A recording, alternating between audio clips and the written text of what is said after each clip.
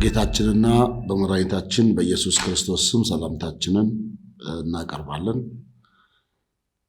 ከዚህ በማስቀጠል በቅርቡ በወንጌል አማኝ እምነት ተከታዮች ላይ በጅማ ዞን እንዲሁም በሶማሌ ክልልና አፋር ክልል የደረሱ ስደቶችን አስመልክቶ የዘጋጀነውን መግለጫ በጽሁፍ እናቀርባለን። በኢፌዴሪ ሕገ መንግሥት አንቀጽ 27 1 መሰረት ማንኛውም ሰው የማሰብ የህሊናና የሃይማኖት ነፃነት አለው።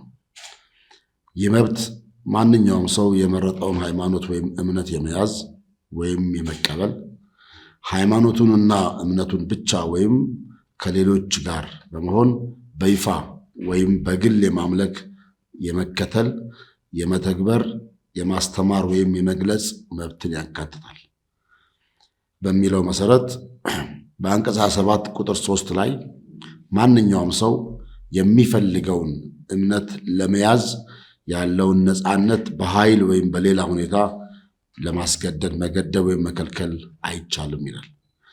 ይህ የሕገ መንግሥት ድንጋጌ ለሁሉም የሃይማኖት ተቋማት በእኩል የሚሰራ ሲሆን አንዱ የሃይማኖት ተቋም የሌላውን የሃይማኖት ተቋም መብትና ነፃነት ሳይነካ የራሱን እምነት ብቻ በተፈቀደለት ልክ ሊያምንና ሊያስፋፋ ይችላል።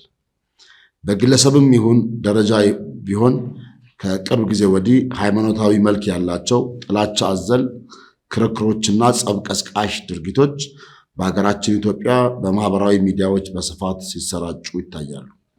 ይህ ጉዳይ በሃይማኖት ተቋማቶች መካከል ከሚፈጥረው ከፍተኛ ልዩነትና ጥላቻ ባሻገር በሀገር ሰላምና በሕዝቦች አንድነት ላይ ሊያመጣ የሚችለው ጉዳት ከፍተኛ እንደሆነ ሊታወቅ ይገባል። ከዚሁ ጋር ተያይዞ የኢትዮጵያ ወንጌል አማኞች አብያተ ክርስቲያናት ካውንስል መስራች አባል በሆኑት በኢትዮጵያ ወንጌላዊት ቤተክርስቲያን መካነ ኢየሱስ መዋቅር ስር በጅማ ዞን ሰንጠማ ወረዳ ጋትራ ከተማ የምትገኘው ማህበረ ምዕመናን ላይ ለእምነታችን ጥላቻ ባላቸው ግለሰቦች ምክንያት ምዕመናን ከፍተኛ ድብደባ ተደርጎባቸው በሕክምና ላይ የሚገኙ ሲሆን የጸሎት ቤቱንም አቃጥለውታል። ጉዳዩን ለጅማ ዞን የመንግስት አካላት አመልክተን አጥፊዎች በሕግ እየተጠየቁ እንዳለና በሕግ አግባብ ውሳኔ ሊሰጥ እንደሚችል የተነገረን ቢሆንም ምዕመናን የጸሎት ቤት ፈርሶባቸው በሜዳ ላይ እያመለኩ በመሆናቸውና ወቅቱ ክረምት ከመሆኑ ጋር ተያይዞ ጊዜ የማይሰጠው ጉዳይ በመሆኑ የሚመለከታቸው የጅማ ዞን የመንግስት አካላት ይህንን ተግባር በፈጸሙ አካላት ላይ ሕጋዊ እርምጃ በመውሰድ በአካባቢው በየወቅቱ የሚደርሱ ሃይማኖታዊ ጥላቻዎች እንዲቆሙ በማድረግ ለሕዝቡ ይፋ እንዲያደርግ እንዲሁም የተቃጠለው የጸሎቱ ቤት እንዲሰራ እንዲደረግልን እየጠየቅን በተመሳሳይ መልኩ በአፋር ክልል በዱለቾ ወረዳ ውስጥ ባሉ የከሰም ቀበናና በደሆ ቃለ ሕይወት ቤተክርስቲያን ላይ ግለሰቦች ዝርፊያ በማከናወን በምዕመናን ላይ ከፍተኛ ተጽዕኖ እየተደረገ ይገኛል። እንዲሁም በሶማሌ ክልል በቦምባስ ከተማ በሚገኙ ምዕመናን ላይ ከፍተኛ ድብደባ ተደርጎባቸው ወደ እስር ቤት የተላኩ ሲሆን ይህ መግለጫ እስከተሰጠበት ሰዓት ድረስ በጅጅጋ ከተማ 4 ምዕመናን፣ በቦምቦስ ከተማ 3 ምዕመናን በእስር ላይ የሚገኙ ሲሆን የአፋር እና የሶማሌ ክልል የመንግስት አካላት ይህንን ተግባር እንድታስቆሙልን እየጠየቅን ያለፉት ያለ ጥፋት የታሰሩት ምዕመናን እንዲፈቱ እንዲሁም ክልሎች በአንድ ሕገ መንግሥት የሚመሩ እንጂ የራሳቸው ሃይማኖታዊ ሕገ መንግሥት የሌላቸው በመሆኑ ሁሉም ሃይማኖቶች በእኩልነት እምነታቸውን የሚያራምዱበት አገር በመሆኑ አስቸኳይ ምላሽ እንዲሰጡበት እያልን የሚመለከታችሁ የፌዴራል መንግስት አካላት ይህ ተግባር የእኔ ሃይማኖት የበላይነት ሊረጋገጥ ይገባል ባዮች በአካባቢያችን ሌላ እምነት በነፃነት ሊንቀሳቀስ አይገባም በማለት ከሃይማኖት አልፈው የሀገር ሰላም ላይ ሁከት በሚፈጥሩ አካላት ላይ ሕጋዊ እርምት እርምጃ በመውሰድ ከጊዜ ወደ ጊዜ እየተባባሰ የመጣው የሃይማኖታዊ ጥላቻ እንዲቆም እንዲደረግ እየጠየቅን በአገር ውስጥና በመላው ዓለም የምትገኙ የወንጌል አማኝ ቤተ እምነቶችና የካውንስሉ መዋቅሮች እንደዚህ አይነት ጉዳዮች በሚፈጠሩበት ወቅት ያለ አንዳች መደናገጥና የጥላቻ ምላሽ ባለመስጠት ፍጹም ሰላማዊና መጽሐፍ ቅዱሳዊ በሆነ መንገድ ብቻ ድምፃችሁን ለሚመለከታቸው አካላት በመረጃ በማስደገፍ እንድታሰሙ እየጠየቅን ወንጌል በስደት ውስጥ አልፎ እዚህ ለመድረሱ እናንተው ምስክሮች ስለሆናችሁ ስደት የወንጌል አገልግሎት አንዱ ባህሪ በመሆኑ አገልግሎታችሁን በፍጹም ደስታና ሰላም እንድታከናወኑ መልእክታችንን እናስተላልፋለን። መጋቢት 17 ቀን 2017 ዓ.ም የኢትዮጵያ ወንጌል አማኞች አብያተ ክርስቲያናት ካውንስል ጽሕፈት ቤት። አመሰግናለሁ። ጥያቄዎች ካሉ እቀበላለሁ። የመጀመሪያው ጥያቄ ጉዳት በደረሰባቸው አካባቢዎች ላይ በአካል ተገኝታችኋል የሚለውን፣ አዎ የኛ የካውንስሉ መዋቅሮችም ካውንስሉም በአካል ተገኝተን ህዝቡን እና የሚመለከታቸው መንግስት አካላትን አግኝተናል። ቤተክርስቲያኒቱም በተለይ በጅማ ዞን ያለው ላይ ተገኝታ ርብርብ የተደረገ ነው ያለው። ከዛም የተነሳ ነው የሚመለከታቸው መንግስት አካላትም አብረው ተንቀሳቅሰው አጥጋቢ ባይሆንም ምላሽ ለመስጠት ጥረት እየተደረገ ነው ያለው። ይሁን እንጂ ህዝቡ አሁን ሜዳ ላይ ነው ያለው። በሜዳ እያመለከ ነው ያለው። ክረምት ነው፣ ዝናብ አለ። ሃይማኖት ደግሞ ሰው የራሱን እምነት በፈቀደበት አካል በፈቀደበት መንገድ ሊያመልክ ይችላል። የሃይማኖት ቤትን የጸሎት ቤትን ማቃጠል ከዚህ በላይ ወንጀል የለም። መንግስት እርምጃም ሲወስድ በድብቅ መውሰድ አለበት ብለን አናምንም። እንደዚህ አይነት ነገሮች ተደጋጋሚ እየመጡ ካውንስሉም መግለጫ ከመስጠት ባሻገር ተከታትሎ እነዚህን ነገሮች የማስፈጸም ኃላፊነት ስላለበት ይሄን የሰሩ አካላት የተወሰነባቸው ቅጣት ምንድን ነው? ይሄንን ጸሎት ቤት ያክል ነገር አፍርሰው አቃጥለው ምዕመናንን ደብድበው ሆስፒታል እስከሚገቡ ድረስ ካደረሱ የነፍስ ግድያ ማለት ነው። ሰዎቹን አልገደሏቸውም እንጂ በህይወት ከዛም አይተናነስ ነው። ስለዚህ መንግስት እንደዚህ አይነት ነገሮች እንዳይደገሙ የሚወስደውን እርምጃ በይፋ ማሳወቅ አለበት። ይሄ እንዲደረግ ከሚመለከታቸው አካላት ጋር እያወራን ያለ ነው። ጥያቄው እስኪመለስ ድረስ እንቀጥላለን። ክልሉ አለ፣ ፌዴራል መንግስት አለ፣ እናደርጋለን። ይሄ ነገር መቆም ካልቻለ ሰዎች በሃይማኖት ሰበብ በሃይማኖት መልክ የራሳቸውን ሂድን አጀንዳም በዚህ ውስጥ አድርገው ሊያከናውኑ ይችላሉ፣ ሊፈጽሙ ይችላሉ። ይሄ ደግሞ በሀገር ሰላም ላይ፣ አንድነት ላይ፣ በህዝቦች መከባበር መካከል ላይ ሊፈጥር የሚችለው አደጋ ኪሳራው በጣም የጎላ ነው። ለዚህ ነው ለፌዴራል መንግስት ጉዳዩን በጥልቀት መርምሮ አይቶ ተከታትሎ በአካልም እዛ መሄድ ካለበትም ሂዶ እንደዚህ አይነት ድርጊት የፈጸሙ አካላት እርምጃ ሊወሰድባቸው ይገባል። መደጋገም የለበትም። በተለይ ቤተ እምነትን ማፍረስና ማቃጠል ብዙን ጊዜ የሚታየው ወንጌል አማኞች ላይ ነው። ከወንጌል አማኞች ውጭ እንደዚህ አይነት አደጋ የደረሰበት እስካሁን ብዙ አልታየም። ወንጌል አማኞች ላይ ነው ጸሎት ቤት ማፍረስ።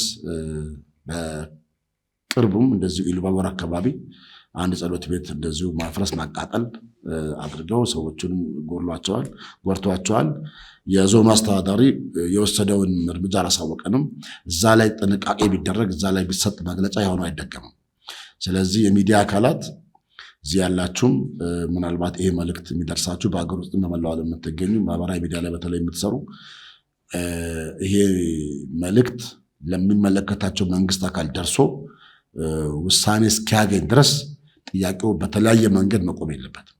መሄድ ያለበት የሚዲያ አካልም እስከ ቦታው ድረስ በመሄድ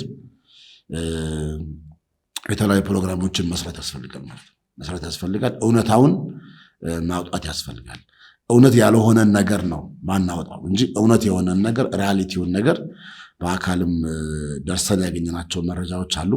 እነሱን በሙሉ ወደ ሚዲያ እናወጣለን። ህዝቡን ለመርዳት ቤተክርስቲያኒቱ አካውንት ከፍታለች። በዛው መሰረት ሁላችሁም ሚዲያ አካላት በሀገር ውስጥ በመላው ዓለም የሚገኙ ቅዱሳን እንዲተባበሩ በተዘጋጀው አካውንት ውስጥ ድጋፍ ማድረግ የጸሎት ቤቱን የተሻለ አድርገን መገንባት እንድንችል። ይሄ ማለት አጥፊዎች የሚጠበቅባቸውን አያረጉም ማለት አይደለም። መስራት ያለባቸው ይሰሩታል። እነሱ ግን ምዕመኑ ደግሞ ተባብሮ እንደ ስደት ባለበት አካባቢ ላይ ድጋፍ በማድረግ የተሻለ ነገር መደረግ አለበት ብለን ስለምናምን በተከፈተው አካውንት የኢትዮጵያ ወንጌላዊት ቤተክርስቲያን መካነ ኢየሱስ ራሱ ያዘጋጀው አካውንት አለ። በዛ ላይ ድጋፍ ቢደረግ የተሻለ ነው። በጥብቅ የምናስተላልፈው መልእክት የአንድ ሰሞን ኢሹ እንዳይሆን እንዲህ አይነት ነገሮች ምላሽ እስኪያገኝ ድረስ የሚዲያ ዘመቻ መኖር አለበት። ቻለንጅ መደረግ አለበት። መንግስት እርምጃ መውሰድ አለበት። አጥፊ በህግ መጠየቅ አለበት። ስለዚህ ቀላል ቁጥር አይደለም። በወንጌል አማኞች ውስጥ ያለው ድምፅ ለማሰማት የሚያንስ ቁጥር አይደለም ያለን። ስለዚህ ምላሽ እስክናገኝ ድረስ እንቀጥላለን ማለት ነው። ሌላው ለየት ያለ ጥያቄ የተነሳው ምናልባት ከዚህ ጋር አላገናኘነውም፣ በቅርቡ እንሰጣለን መግለጫ። በኢትዮጵያ ወንጌል አማኞች አብያተ ክርስቲያናት ካውንስል የታቀፉ አባል ቤተ እምነቶች ሊተገብሯቸው የሚገባ የጋራ ስምምነት ሰነድ የተደረጉ የሥነ ምግባር መመሪያዎች አሉን። ከዛ መካከል አንዱ የቁሳቁስ ሽያጭ ነው ማይፈቀደው። የካውንስሉ አባል የሆነ ማንኛውም ቤተ እምነት፣ ሚኒስትሪ፣ አገልጋይ ዘይት መሸጥ፣ ውሃ መሸጥ አይፈቀድም። ይሄ ማለት ሰው እንደ እምነቱ በዘይት መጸለይ አይቻልም ማለት አይደለም። ነገር ግን ዘይት በብልቃጥ አድርጎ ፎቶ እየለጠፉ እንደ ችርቻሮ አይነት ንግድ ያለው ፈጽሞ ከመጽሐፍ ቅዱስ አስተምሮ ያፈነገጠ የዘይት ሽያጮች ከቅርብ ጊዜ ወዲህ እንደገና እያገረሹ እየተበራከቱ እንደመጡ ይታወቃል። ምዕመናንም ከዚህ ነገር መጠበቅ አለባቸው። ለምንድን ነው ምዕመናን የሚገዙት? ቤተ እምነቶችን ማስተማር አለባቸው። ኖርማሊ ዘይት የሚሸጡትን ሰዎች ማገድ፣ መቃወም፣ ማስቆም የካውንስል ኃላፊነት ነው። በተለያየ አጋጣሚ አዲስ አበባ የሚሆን ከአዲስ አበባ ውጭ ያሉ የካውንስሉ አባላት ዘይት መሸጥ እንደማይችሉ ከዚህ ቀደም ነግረናል። አሁን ዘይት እየሸጡ ያሉ ተቋማትና ግለሰቦች ዝርዝር መረጃዎች ተጠናክረው ደርሶናል። በዚሁ መሰረት በቅርቡ ተወስኖ ለሚዲያ ይፋ ይደረጋል። ያው ደንባችን ላይ በተቀመጠው መሰረት የሚገባውን አይነት ውሳኔ እናስተላልፋለን ማለት ነው። ምዕመናኑም ከዚህ መጠበቅ አለባቸው። ሌላው እንደው ባይነሳም ለሚዲያ አካላት ማንሳትም አንዳንድ አካላት ስለሚጠብቁ መናገሩ ጥሩ ነው። ይሄ ኮንፈረንስን አስመልክቶ ሲካሄድ የሚደረግ አጀብ በጦር መሳሪያ ታጅቦ ወደ ከተማ የሚገባ ሁኔታ፣ ይሄ የወንጌል አማኞች አስተምህሮ በፍጹም እንቃወመዋለን። እንደዚህ አይነት ነገር እኛ አንደግፍም። የመንግስት አካላትም አንድ አገልጋይ ወደ ከተማ ሲገባ ፖሊስ አሰልፈው ጦር መሳሪያ አስይዘው አጀብ ፈጥረው ግርግር ተፈጥሮ ከተማው ላይ ሌላ አካል የገባ እስኪመስል ድረስ እንደዚህ ማድረግ ተገቢ ነው ብለን አናምንም። ይሄ እንደዚህ ማድረጋቸው ለወንጌል አማኞች ክብር መስጠትም አይደለም። የመቃብር ስፍራ አቶ የሚቸገር ምዕመናን ስላለን የመንግስት አካላት እሱን ያርጉልን። አንድ ነቢይ በመኪናና በመሳሪያ ከሚያጅቡልን የጸሎት ቤት አቶ የሚቸገር በክራይ ቤት የሚሰቃይ ብዙ አገልጋይ አለ። የመቃብር ስፍራ አቶ የሚቸገር ብዙ ህዝብ አለ። መንግስት እሱን ይስራልለኛ። አጀብ ግን ለምን ያስፈልጋል? ጦሩ የመንግስት ነው፣ ሰራዊቱ የመንግስት ነው እና ከተማው ላይ አንድ ኃይል የገባ እስኪመስል ድረስ የሚፈጠሩ ግርግሮች ተገቢ አይደሉም። እሱ ላይም ካውንስሉ እርምጃ ይወስዳል። እንደዚህ የሚያደርጉ አገልጋዮች፣ የተለያየ ስያሜ ያላቸው አገልጋዮች ሊታረሙ ይገባል ብለን በጥብቅ ነው እኛ ይህን የምንቃወመው። ፈጽሞ የወንጌል አማኞች ኢሜጅም አይደለም፣ መጽሐፍ ቅዱሳዊም አይደለም። ምንድን ነው ትርጉሙ? በመሳሪያ ታጅቦ በዛ ሁሉ ግርግር ወደ አንድ ከተማ መግባት ምንድን ነው ትርጉሙ? መጽሐፍ ቅዱሳዊ ቤኔፊቱ ቫልዩ ምንድን ነው? እሱ ነው ትርጉም አልባ ነው ለኛ። ስለዚህ እኛ ኢየሱስ ክርስቶስ ባልሄደበት መንገድ ከመጽሐፍ ቅዱስ ባልተማርነው መንገድ በዚህ መንገድ ግርግር ፈጥረን መሄድ ሌላ መልእክት አለው። እንግዲህ ስጋት አለ ማለት ነው። በመሳሪያ ታጅቦ የገባ አንድ አገልጋይ ከተማው ላይ የሚፈራው ወይ ከህዝብ የተበደረው ገንዘብ አለ ወይ ከዚህ ቀደም ከህዝቡ ወስዶ ያስቀረው ነገር አለ። ለዛ ከተማ ላይ አደጋ ሊያደርስበት የሚችል የሆነ አካል አለ ማለት ነው። ታጅቦ ከገባ ሰላም ከሆነ ወንጌል ሊሰብክ የሚገባ ከሆነ ወንጌል ሊያገለግል የሚገባ ከሆነ ምን ያስፈልጋል? ለምንስ ብቻውን አይሄድም? አጃቢዎችስ ምን ያደርጋሉ? ምን ያስፈልጋሉ? 5 6 አጃቢዎች፣ አንዳንዱ በጌታ ናቸው፣ ሌሎች ደግሞ ያላመኑ አጃቢዎችንም ይዞ የሚሄዱ ሰምተናል። ሽጉጥ ታጥቆ መሳሪያ ታጥቆ የቪኤት ጋጋታ አሰልፎ በጣም ግርግር ፈጥሮ ወደሆነ ከተማ መግባት ምናልባት የህዝቡን ቴንሽን በመስረቅ ገንዘብ ለማሰባሰብ የሚጠቀሙበት መንገድ ሊሆን ይችላል የሚል ግምት አለን። ስለዚህ እንደዚህ አይነት ነገሮችን ሁሉ አስመልክቶ በቅርቡ እንሰጣለን መግለጫ። መታገድ ያለባቸው ካሉ ይታገዳሉ። በፍጹም ይህን ኮምፕሮማይዝ አናደርግም። ምክንያቱም በካውንስሉ አብረን በጋራ ስናመልክ፣ በጋራ ስናገለግል፣ በጋራ ስንታቀፍ ካውንስል ለእንደዚህ አይነት ነገሮች ጥላ ሆኖ አይደለም። እንዲታረሙ፣ እንዲመለሱ፣ እንዲስተካከሉ ነግረናል። ተደጋጋሚ በአካል ተነግሯቸዋል፣ በጽሁፍ ተነግሯቸዋል፣ ሰርተፊኬት ሲወስዱ ፈርመዋል። ይሄ ሁሉ ተደርጎ አንመለስም ብለው የዘይት ንግዳቸውን ከቀጠሉበት ዘይት መነገድ በካውንስሉ ፈጽሞ ስለማይፈቀድ ችርቻሮ እሱን የሚፈልግ ሰው ካለ ሱቅ ከፍቶ ማከፋፈያ ከፍቶ አድርጎ የዘይት ማከፋፈያ ከፍቶ እዛ መክፈት ይችላል። በራሱ ንግድ ፍቃድ ከመንግስት ወስዶ ይችላል ማከፋፈል። በካውንስል ፍቃድ ግን አይቻልም። ዘይት የመነገድ ፍላጎት ያለው ሰው ካለ የዘይት ፍቃድ አውጥቶ ከመንግስት ከንግድ ቢሮ መነገድ ይችላል። ከዚህ ውጭ ግን በካውንስል ፍቃድ ዘይት መሸጥ አይፈቀድም። በዘይት ግን መጸለይ ይቻላል። ችግር የለውም። መጽሐፍ ቅዱሳዊ ነው። ዘይት ቀብቶ መጸለይ ይችላል። እኛ እያልን ያለነው የ1 ሊትር ዘይት 1000 ቦታ ከፋፍሎ ብልቃጥ ላይ ፎቶ ለጥፈው በዚህ ከጸለይክ ትፈወሳለህ እያሉ ለሰዎች ማስተማር የስተት ትምህርት የስተት ልምምድ የሚባለው አንዱ ነውና ህዝቡ የእግዚአብሔርን ቃል እንዳይሰማ፣ ህዝቡ ወደ እግዚአብሔር እንዳይቀርብ፣ ህዝቡ ከእግዚአብሔር ጋር ጤናማ ነገር እንዳይኖረው የሚያደርጉ ናቸው። ለዚህ ነው ግርግሩንም የሚፈጠርበት ምክንያት አንዱ ይሄ ነውና በዚህ አጋጣሚ ለሁሉም ክልሎች የማስተላልፈው መልእክት እንደዚህ አይነት ጥሪ ሲደረግላቸው አጀብ መሳሪያ ይዞ ማጀብ ተገቢ አይደለም። ተገቢ ስላልሆነ ኦፊሻሊ ደብዳቤም ጽፈናል ለሁሉም ክልሎች። ይሄ ነገር ቢጠየቁም እንኳን የመንግስት አካላት እና በተለይ ሴኩሪቲ አካላት ከዚህ ነገር ትንሽ ጠበቅ ቢሉ። ኮንፈረንስ ከተካሄደ ሰው ከፍተኛ መገፋፋት ስላለ ሰው እየፈተሹ ሊያስገቡ እሱ ይጠበቅ ይችላል። እኛ ያለነው እሱን አይደለም ምን ያለነው።